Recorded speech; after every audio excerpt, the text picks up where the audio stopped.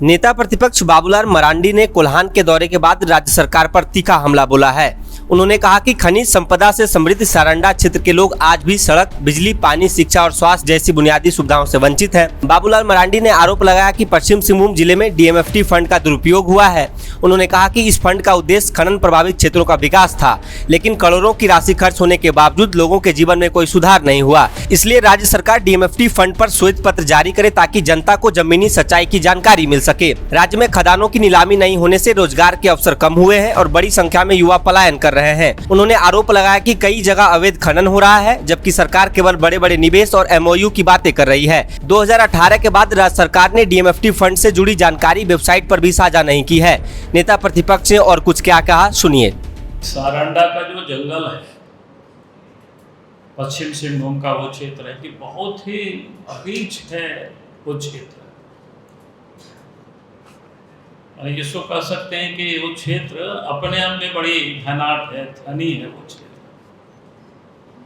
लेकिन वहाँ पर जो लोग वास करते हैं, वहाँ जो लोग सदियों से जो लोग वहाँ पर रह रहे हैं, उनकी हालत काफ़ी दयनीय है। मैंने अगर कभी आप सब लोगों को सारंडा जाने का मौका मिले या फिर समय निकाल करके जाना चाहिए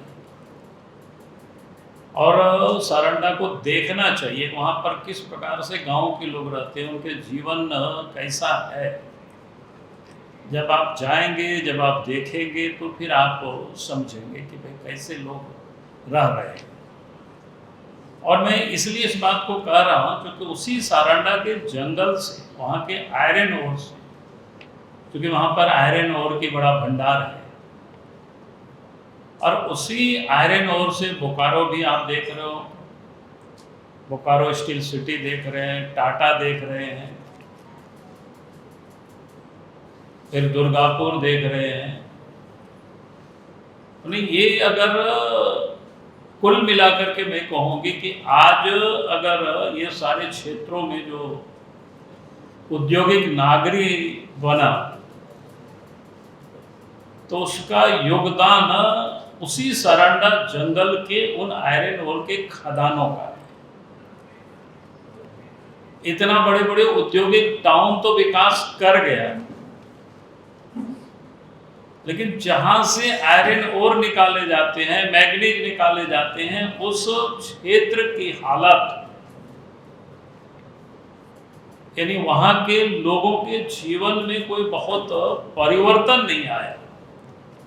आज भी वहां के लोग बुनियादी सुविधाओं के लिए दर दर की ठोकरें खा रहे हैं। आज भी वहां के लोगों को शुद्ध पीने का पानी उपलब्ध नहीं है। गांव तक आने जाने की सड़कें नहीं है ठीक से। बच्चों के पढ़ने के लिए अच्छे विद्यालय नहीं है। बीमार हो तो उनके इलाज के लिए भी समुचित कोई सुविधा उस क्षेत्र में नहीं है। यहां तक कि बिजली भी पर्याप्त नहीं है। यानी कुल मिलाकर के जहां के खनिज से बड़े बड़े औद्योगिक शहर में आप 24 घंटा बिजली देखते हैं, सड़कें देखते हैं, अच्छे विद्यालय दिखाई पड़ता है, अच्छे स्वास्थ्य का केंद्र दिखाई पड़ता है, लोगों को नल से जल भी मिल रहा है उन औद्योगिक शहरों में। लेकिन जहां से खनिज को निकाला जाता है, ला करके उद्योग में लाया जाता है, उन क्षेत्रों के लोगों की जो हालत है, आज कहीं उसमें से कोई परिवर्तन दिख नहीं रहा। राज्य सरकार बार बार पैसे की रोना रोती है कि भाई हमारे पास पैसा नहीं है, उस क्षेत्र कैसे इतना विकास कर पाएंगे। इसलिए देश के प्रधानमंत्री नरेंद्र मोदी जी जब 2014 में बने प्रधानमंत्री, तब 2015 में उन्होंने डीएमएफटी फंड का उन्होंने निर्माण किया कि खनिज की रॉयल्टी में से कुछ प्रतिशत उस फंड में पैसा जाना चाहिए और उसके सर्वे सर्वा उस जिला के उपायुक्त होंगे, डीसी होंगे, उनकी अध्यक्षता में वो पैसे खर्च होंगे। और ये पैसा उस क्षेत्र में जहां जो खदान का इलाका होता है, जहां लोग प्रभावित होते हैं, यानी उन क्षेत्रों में विकास के कामों में लगाया जाएगा। वहां की जो बुनियादी जरूरतें हैं लोगों की, उसको वो दूर किया जाएगा। लेकिन आज अफसोस होता है भाई, 2015 से लेकर के 2000 दिसंबर के 25 तक जो हम देख रहे थे, उस कोल्हान प्रमंडल में 3700 यानी 3700 करोड़ से अधिक रुपया की इकट्ठा हुआ चाईबासा जिला। अगर हम उसकी औसत साल में विभाजित करते हैं तो 300 करोड़ से भी अधिक रुपया इकट्ठा हुआ। तो 300 करोड़ रुपया कोई कम पैसा नहीं होता है। अगर सरकार चाहती, वो 300 करोड़ रुपया को खर्च करके उस खदान इलाकों की जितनी भी गांव है या टोला है, अच्छी सड़कें होती, वहां अच्छे विद्यालय होते, लोगों को शुद्ध पेयजल नल से जल भी लोगों को उपलब्ध हो गया होता, और उसके आसपास में अच्छे अस्पताल को भी डेवलप किया जा सकता था, ताकि लोग वहां आकर के स्वास्थ्य की सुविधा भी लोग ले पाते। लेकिन इतना भारी रकम के बाद भी वहां की स्थिति दयनीय है। अर्थात इस रकम को भी वहां की सरकार ने, उस क्षेत्र के जो उपायुक्त है, सब वहां के जो मिलजुल करके उस पैसे को कहां खर्च कर दिया, कहां उसको इधर से उधर बंदर बाट कर दिया कि वहां की हालत में कोई सुधार नहीं हो पाया।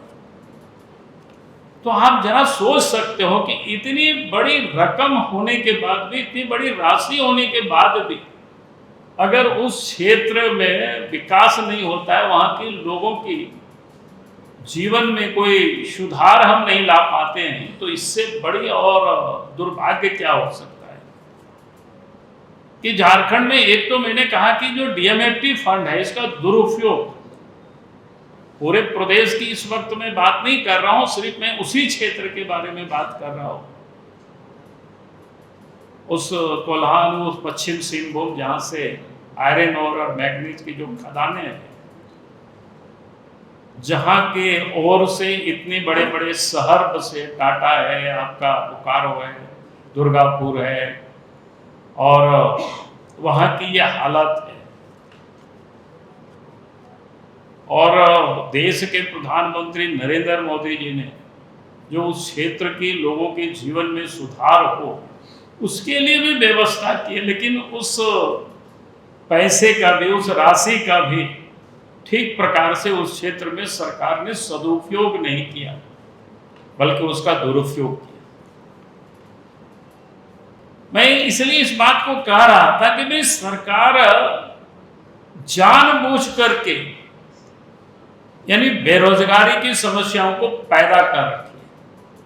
सरकार बातें बड़े बड़े करती है कि हम रोजगार देंगे, लेकिन रोजगार कहां से मिलेगा जब खदानों का ही कोई ऑक्शन नहीं हो रहा है, नीलामी नहीं हो रहा है, तो फिर रोजगार कहां से मिलेगा। लेकिन अगर आप देखें 2019 और 20 से आगे अगर आप देखेंगे, तो देश भर में जो खदानों की जो नीलामी हुई, 434 ऐसे खनिज की जो ब्लॉक था, उसको सरकार ने नीलाम किया। अलग अलग राज्य की सरकार ने किया है, यानी केंद्र ने किया, ऐसा मेरा नहीं कहना है, राज्य सरकार ने किया। 434 में से झारखंड में मात्र 3 ही खदानों का नीलामी हुआ। आप ये सोच सकते हो, आधा दर्जन से अधिक खदानें आपका उसी कोल्हान के, उसी सारंडा के जंगल में, आयरन ओर का जो खदाने हैं, जिसका लीज समाप्त हो गया 2026 के पहले ही, 26 क्या 2020 के आसपास ही समाप्त हो गया। अगर राज्य सरकार उसको नीलामी करती तो आज वहां काम होता, तो लोगों को बाहर पलायन करने की जरूरत नहीं पड़ती। लेकिन सरकार ने कुछ भी नहीं किया 6.5 वर्षों से, ताकि उस कोल्हान प्रमंडल में वही एकमात्र आयरन ओर की खदान, एससीसी की सीमेंट फैक्ट्री, यही सब वहां के लोगों को रोजगार दे रहे थे, उसी से लोगों को वहां काम मिलता था, तो लोगों के जीवन में भी ये खुशहाली देखती थी। लेकिन आज वो सारे लोग निराश और हताश है, लोगों के चेहरा मुरझाया हुआ है। और झारखंड के मुख्यमंत्री बिल्कुल मस्त है, क्योंकि इनको तो हर चीजों में लूटने में मजा आता है। डीएमएफटी फंड में भी लूट हो रही है। और आश्चर्य तो ये है कि डीएमएफटी फंड में जिस क्षेत्र में काम करना था, जिन जिन क्षेत्रों में, चाहे वो क्या है, पेयजल है, स्वास्थ्य है, शिक्षा है, यानी इस प्रकार की पर्यावरण की संरक्षण है इत्यादि में उनको काम करना था, लेकिन उस सब कामों में उन्होंने कहीं लगाया नहीं। जो भी योजनाएं स्वीकृत होता है, पास होता है, उसका सब चीज पोर्टल में डालना होता है, केंद्र सरकार की वेबसाइट में भी डालना होता है। लेकिन 2018 के बाद झारखंड सरकार ने तो डाला ही नहीं है केंद्र सरकार की वेबसाइट पर। यानी आप सोच सकते हैं, यानी उनका बिल्कुल क्या कहते हैं, डिटेल नोट प्रोवाइडेड। यानी झारखंड में ये स्थिति, जहां पर 16-17 हजार करोड़ रुपया डीएमएफटी फंड से पूरे झारखंड को प्राप्त हुआ है। 10 वर्ष हो गए इनको, प्रत्येक साल बजट बनाना था, खर्च करना था, योजना पारित होना था, ये सारे चीजों को पोर्टल में डालना था ताकि आम लोग देख सके, और फिर केंद्र सरकार के पोर्टल में भी उसको डाल देना था ताकि केंद्र को भी देख सके। लेकिन झारखंड सरकार, चूंकि इसकी नीयत ठीक नहीं है, क्योंकि जिस दिन पोर्टल में डालेंगे तो आप सब लोग भी निकाल सकते, जनता भी निकाल सकते, उसको देख सकते, एग्जामिन कर सकते,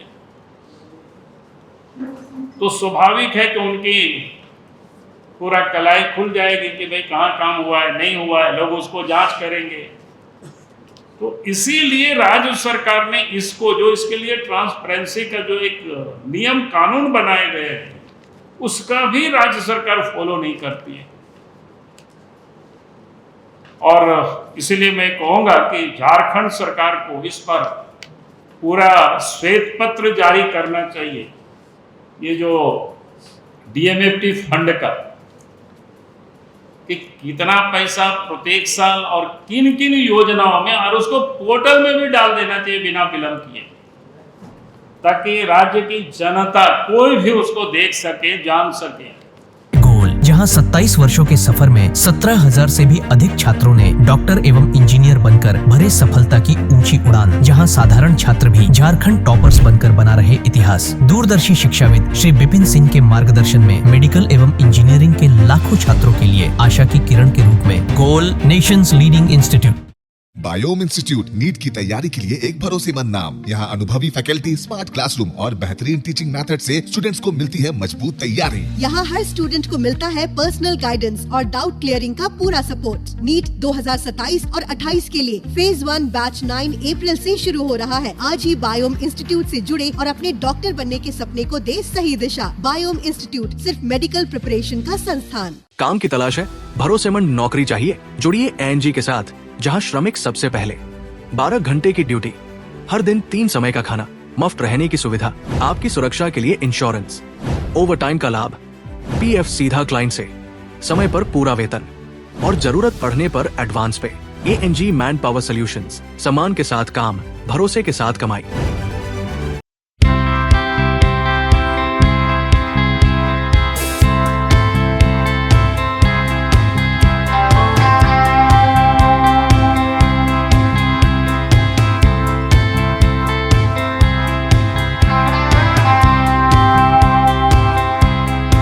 thefollowup.in.